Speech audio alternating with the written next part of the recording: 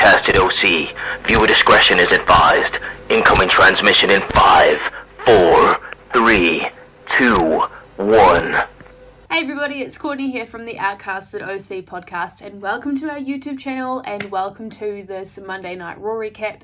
I've literally just finished watching it, so let's talk about it. You guys know I don't like to spend too long with an introduction, but this episode of Monday Night Raw literally flew by for me and it was incredibly wild, so let's talk about it. So Monday Night Raw this week kicks off with Sami Zayn coming out to cut a promo in front of the crowd. He welcomes everybody to the season premiere of Monday Night Raw.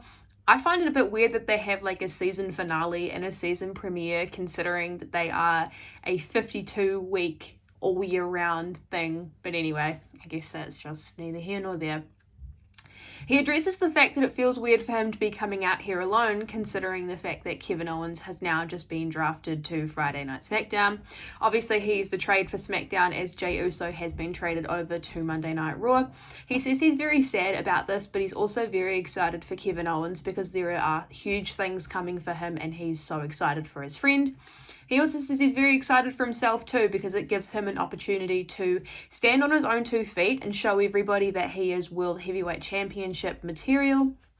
He obviously wants to address the elephant in the room, which for him is Jey Uso. He said he's really struggling to deal with the fact that he's happy that Jey Uso is out here standing on his own 2 feet, but is very upset at the fact that now Kevin Owens, who is his brother, is somewhat away from him in terms of, you know, they've worked really hard together and they obviously took down the bloodline at WrestleMania for them to have a 6-month tag team reign, which was very much tainted by the Judgment Day.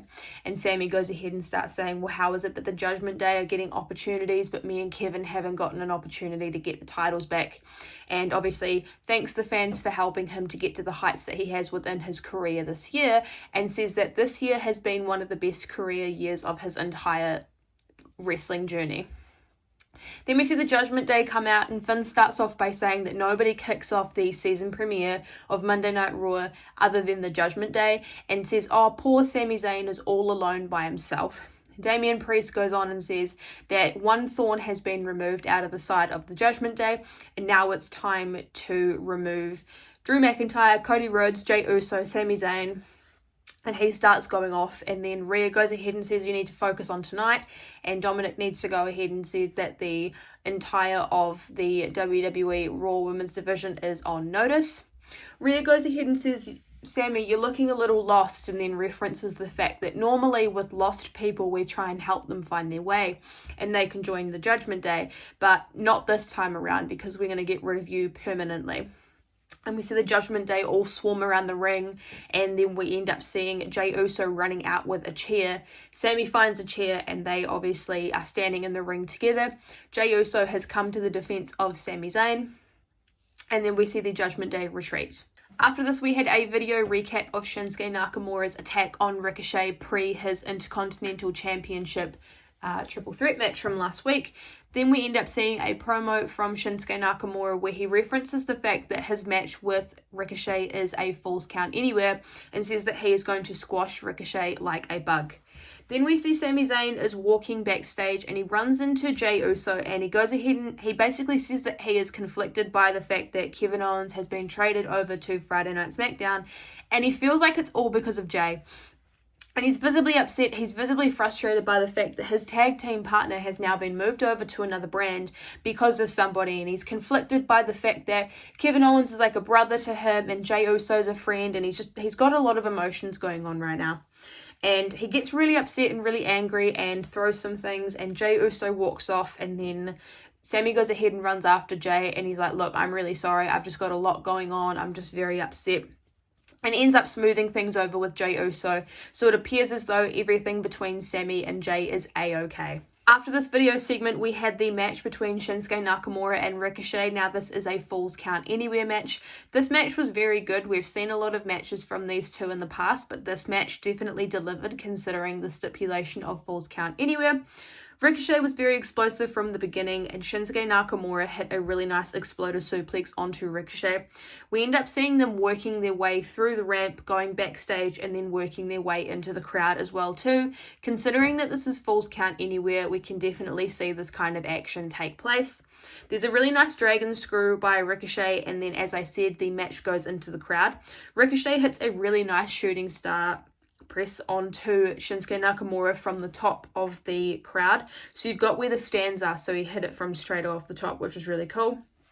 There's a moment at the end of the match where Ricochet ends up getting thrown into a table that is set up earlier on in the match by Shinsuke Nakamura, which is then followed by a Kinshasa for Shinsuke Nakamura to take the win in this match.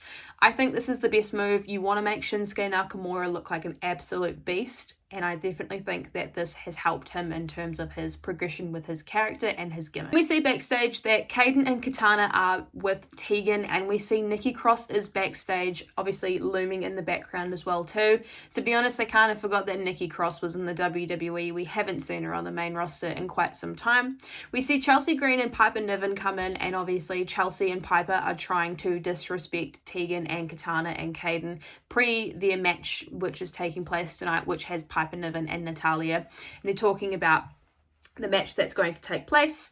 Then we see a video package for Gunther. Now, obviously, he is the Ring General. He is the longest Intercontinental Champion of all time. So that video package was for him. Then we see the match between Piper Niven and Natalia. Now, this is a very quick match, and I was very confused as to why they didn't get much time.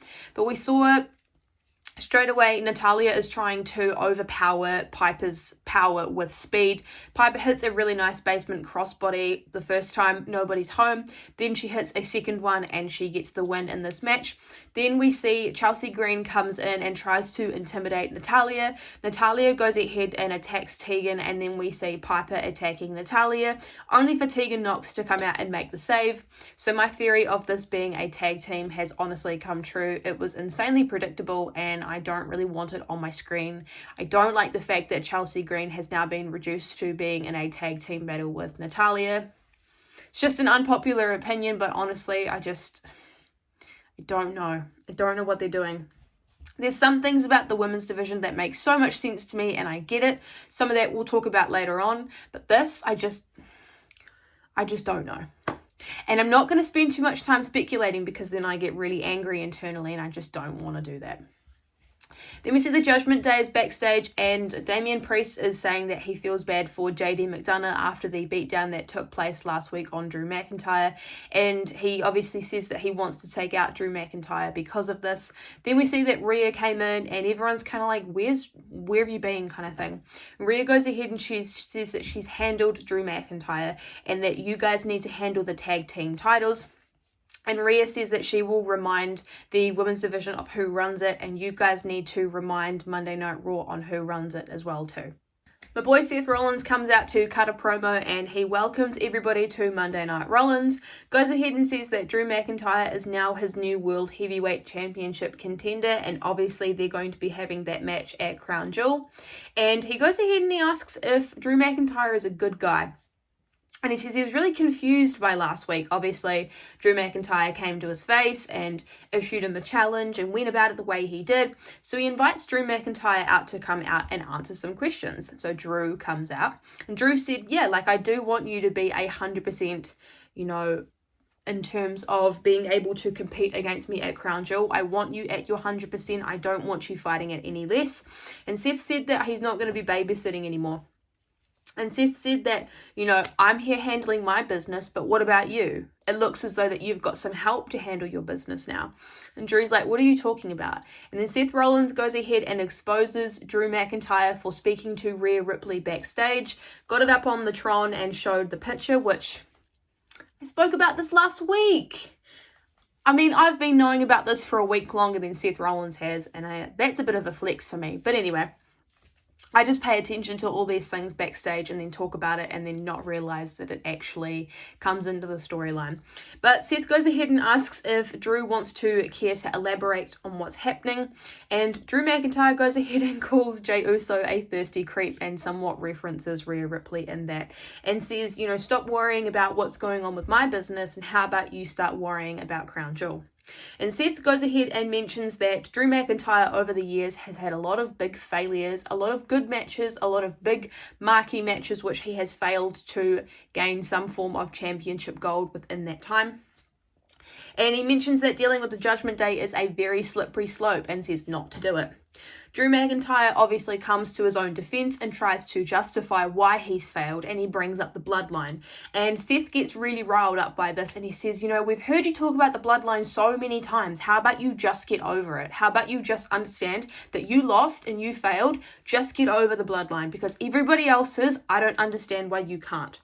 And Drew goes ahead and says, you know, do you like being World Heavyweight Champion? And references his match, which was a 5-minute match between him and Brock Lesnar in WrestleMania, which obviously the pandemic did affect. And he mentions how that moment was so monumental to him, but nobody got to experience it because there were no crowds. And he said that moment passed, and then mentioned Clash at the Castle came around, and that was like his second moment of lightning in a bottle. And obviously we saw how it went because of the bloodline, which Drew McIntyre's allowed to be upset because, hey, that was a really big moment and the bloodline took it away from him. Not because he wasn't able to actually physically compete, but because of the interference of the entirety of the bloodline, the debut of Solo Sikoa causing Drew McIntyre not to win the match. And he said that Crown Jewel is now his third moment, and he's obviously going to strike lightning in a bottle. And Seth goes ahead and says, look, I understand, I get it. I spent 4 years grinding super hard to get back to the top of that mountain. And says that excuses won't get you anywhere if that's where you want to be. And says that you've got nobody to blame but yourself. So it's interesting to see the seeds of doubt that are being sown into Drew McIntyre's head from my guy, Seth Rollins. He is the master of mind manipulation and mind games. So because of this promo segment, I honestly think we are going to see some reformation of, you know, the Scottish psychopath. I did forget to mention as well too that Drew McIntyre did say something about how he loves the crowd singing his song, and said that he has a catchy song but he doesn't use it anymore because he doesn't feel like it's his crutch. So could we see Broken Dreams come back? Oh, I feel like we need it to come back because that's such a good theme. It fits that gimmick so much better if that's what he's going into his slow heel turn. I would love to see it. I don't know why I cracked a high when I grabbed my makeshift microphone, but honestly, I'm totally here for this. We had a couple of minutes worth of video packages, backstage segments, so let's quickly talk about them. We had a video package for Bronson Reed, which was then followed by news coming out about Logan Paul obviously winning in his boxing match, which was then followed by him calling out Rey Mysterio, which we now find out that Logan is going to be appearing at SmackDown this week. I'm just going to call it here now. I think we're going to see Logan Paul versus Rey Mysterio for the United States Championship at Crown Jewel. You guys can at me when I'm right, but I honestly think that is how it's going at the moment. Then we saw the recap from last week where Wade Barrett was interviewing DIY, which we ended up seeing Imperium come and beat down on both of them. This is then followed by a match between Ludwig Kaiser and Johnny Gargano. It was mentioned by Wade Barrett on commentary that Tommaso Ciampa apparently is not cleared to medically compete because of the beatdown from last week, which is why we have the match between Johnny and Ludwig. Straight away from the beginning, Johnny and Ludwig are both killing it. There is great intensity coming in from both of them. Ludwig hits a really nice uppercut, but then after the break, we start to see Johnny Gargano taking control. He hits a really nice slingshot spear onto Ludwig, and there's some great sequencing coming in from Johnny Gargano. He hits the Willow's Bell, which is a tribute to Tommaso Ciampa. We end up seeing Giovanni Vinci interfere, and Johnny tries to stop it, but then we end up seeing Ludwig Kaiser hitting a enziguri onto Johnny, forcing him to get the win. So Ludwig Kaiser won this match. I think it did what it needed to do. Then we see Becky Lynch is backstage and she's walking with her NXT Women's Championship. We see Indy Hartwell and Candice LeRae coming in, and Indy's going ahead and complaining about the fact that she wants an opportunity for the NXT Women's Championship, which was a belt she never lost. And Becky's like, I'm aware of this and I'm on my way now to Adam Pearce to go ahead and make this match official. And Indy goes ahead and says, that's real cool because I know that you're the man, or something along the lines of that. And as we're seeing Becky Lynch walk down the hallway, we see her run into Mummy. They've kept these two apart for quite some time. And I think this is definitely a teaser for what we're going to get at WrestleMania next year. I really want this feud. I want it. And I love that they've kept them apart for so long to only bring them back together for a short time. They kind of stared off at each other and then went their separate ways. Chef's kiss. Love it. Love it, love it, love it. Then we see Drew McIntyre running into Sami Zayn. And Drew's kind of coming to himself and is like, yeah, I kind of feel like, I was wrong about you and everything that happened. And he mentions that he is annoyed because he feels like he being Sami Zayn. Drew McIntyre feels like Sami Zayn has forgiven Jey Uso super quickly for everything that's happened and is just trying to move on. And then we see Sami Zayn coming to Jey Uso's defense. And he's basically saying, look, I know it's really hard to put the bloodline behind you, but you need to do it. And then we see Drew McIntyre bringing up the fact that the difference between him and Sami is that Drew McIntyre has been a world champion before, which we have not seen that from Sami Zayn. And they have now set up a match between the two of them for next week on Monday Night Raw. I am very excited for this. I think this is going to be great. Then we see Rhea Ripley making her way to the ring for her match, but before she has her match, she goes ahead and quickly says a few words. So she says that everybody wants Monday Night Mommy and says that she is going to obviously prove why she is on top, because the entirety of the Monday Night Raw Women's division is trying to prove how tough they are, but unfortunately this is her division and she always stays on top. Then we see Shayna Baszler come out and they start having their match. Straight away from the beginning, both Rhea and Shayna are just going for it. Shayna Baszler stomps on Rhea's elbow, which she obviously sells throughout this match as well too. Rhea hits a really nice drop kick onto Shayna, and as she does this, she's obviously selling the shoulder as well too. Rhea hits a really nice clothesline onto Shayna. There's a lot of power and a lot of offense coming in from both of them, but more towards the end of the match, this match is actually quite short because of the storyline that plays out at the very end, which I'm quite upset we didn't get a full match between Shayna and Rhea, considering we've seen this in the past, but I digress. Nia Jax comes out to try to interfere. Keep up with me because this is quite a lot that I'm about to, onto you guys. So Nia comes out to try and interrupt, but Raquel stops Nia. Then we see Zoe's on the barricade and she flattens Nia. Then we start to see Zoe and Raquel just going at it. Everybody comes into the ring and just starts going for it. And the match ends in a no contest because Zoe Stark obviously beats down on Rhea Ripley. And then there is just absolute chaos coming in from Rhea, Zoe and Nia. I just don't know. I know why they're doing this because I've watched the entirety of Monday Night Raw and they're setting something up, but I don't know. I just came home from work today and I just wanted to see a match between Rhea Ripley and Shayna Baszler with nothing, no interruptions, nothing, and unfortunately I can't get that, which is really sad. After the chaos has finished, we see Becky Lynch is backstage talking to Adam Pearce and obviously mentions how, Indy Hartwell has spoken to her and they make the match official for next week. So we're getting Becky Lynch versus Indy Hartwell for the Nxt Women'S Championship. We see Xia Li come in and she goes ahead and says, well, how come all these people are getting opportunities but I still haven't had my moment? Then we obviously see that will happen. And I'm really annoyed because this part here was just completely spoiled for me online before I got to see anything. But we see Becky Lynch turn around and who do we see face her? None other than Jade Cargill making her Monday Night Raw debut. And she literally stares at her and I literally wrote down in capital letters, Jade! !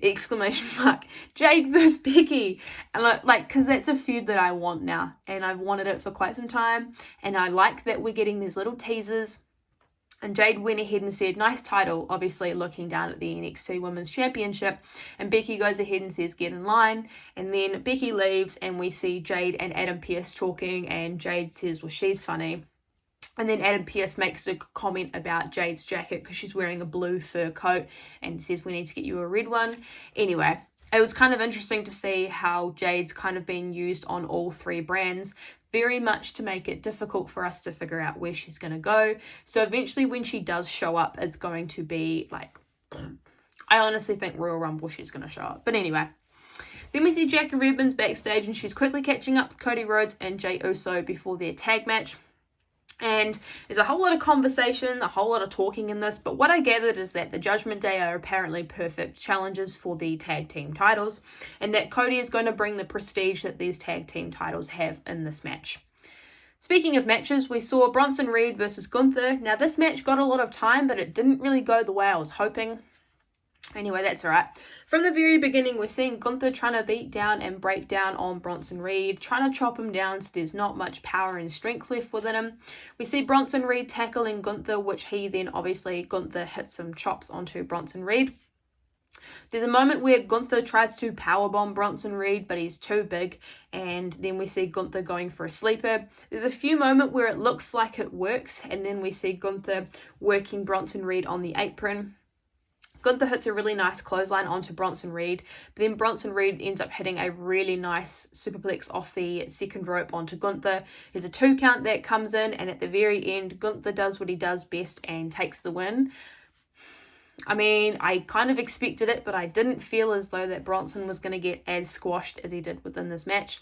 It was a very clean win, no interruptions here from Imperium, so maybe we might see another match come at some point in time between the two of them. Not too sure when, but I enjoyed the match. I just was kind of hoping it would maybe get a little bit more time. Then we see The Miz come in, and he is just complaining about how he's been left till the 3rd hour of Monday Night Raw, and it's the season premiere, and he should have been prioritized. Starts rattling off all the accomplishments within his career, only to see him get interrupted by Nia Jax. Nia Jax goes ahead and says that she hasn't hit anybody with her best shot since returning to Monday Night Raw, and that she does the squashing. She leaves. The Miz tries to continue his conversation with Jackie Redmond, and Jackie's like, no, we're out of time. Then we see that Adam Pearce is on the phone backstage, and he is talking and he's confirming something. We see Rhea Ripley come in, and she was like, what the hell was that? And Adam Pearce goes ahead and says, look, I've seen you say that you want to go ahead and put your division back into control, but anything, we're seeing more chaos than control. And goes ahead and confirms the following: a fatal 5-way match for the WWE Women's World Championship, which has the following superstars. Keep in mind, we've seen these women all before: Raquel Rodriguez, Shayna Baszler, Nia Jax, Rhea Ripley, and Zoe Stark, set for Crown Jewel. Why is the default always multiple people in a match? Why? We're having the exact same problem with the belt that is over on the SmackDown side with Io Sky. It's always got to be a triple threat. Always got to be a fatal 4-way. I don't know, man. I'm just going to stop getting upset and angry about it, because WWE clearly aren't listening to what I want and listening to my perspective. They're clearly not subscribed to the Outcasted YouTube channel, and I'm sorry, but if you're not subscribed to the channel, please make sure you do that, because put out some really great content. After Rhea Ripley has a hissy fit and a tantrum, she then leaves, and we see Indus Sher come in and basically say they want to have a chat with Adam. They want to talk. We see the Alpha Academy is in a gym. They are doing some form of aerobics, some form of stretching, just doing whatever they do best. And they now have said that they are going to go after the tag team titles, and we see the New Day come in and they start trying to intimidate the Alpha Academy, and it's going to be confirmed that we will see the New Day versus the Alpha Academy next week in a tag match. We just see Akira Tozawa backstage just living his best life, as he does. Then we see Imperium is backstage, and Gunther's very happy with the performance from Ludwig. Obviously, he won against Johnny Gargano, and he's obviously happy that he won against Bronson Reed, but goes ahead and says that Giovanni Vinci didn't fulfill his responsibility, and that next week it's going to be Ludwig Kaiser's responsibility if the match between Giovanni Vinci and Johnny Gargano doesn't go A, the way Gunther wants it to, and B, that Johnny Gargano isn't stretchered out on a stretcher leaving the arena, and that it's going to be on Ludwig Kaiser if that does not happen. Then we had the main event, which is Judgment Day going up against Cody Rhodes and Jey Uso, and I would love to say that I haven't seen this match happen before, but unfortunately I have, and I feel like I've seen this same kind of match many a time, and it's just really frustrating because I feel like I'm reviewing this exact same match like every 2 weeks. But anyway, this is just the main event. Let's go ahead and talk about it. So straight away, Judgment Day is dominating on Jey Uso, getting a lot of offense in. Some great sequencing coming in from Cody Rhodes. Cody ends up hitting a disaster kick. And we see Dominic Mysterio coming out to try and help the Judgment Day. Cody Rhodes does this thing where he starts chasing Dominic Mysterio for a couple of laps around the arena. But then we see Finn Balor hitting Cody Rhodes with a really nice clothesline. We see the 1D cutter coming in from Cody and Jay, which obviously that gets a 2 count. Then we see Damian Priest choke slamming Cody Rhodes, which we see Sami Zayn coming out to equalize Dominic Mysterio, considering it's like a 3-on-2. Finn Balor is very much in control of this match. Damian Priest hits a razor's edge on the table on Cody Rhodes. Then we see Jey Uso hitting a spear, and then it hits an Uso spear. And then we see Jimmy Uso coming out and interfering in this. And then the Judgment Day end up winning the tag team titles back. I wish I could tell you why, but unfortunately I don't, and it doesn't. It was a wild main event. I recommend that you watch it. As I said before, it's very much similar to what we've seen, but not really, because Jimmy Uso is now the reason why Jey Uso won or has lost the titles. Was he asked by Roman Reigns to do this?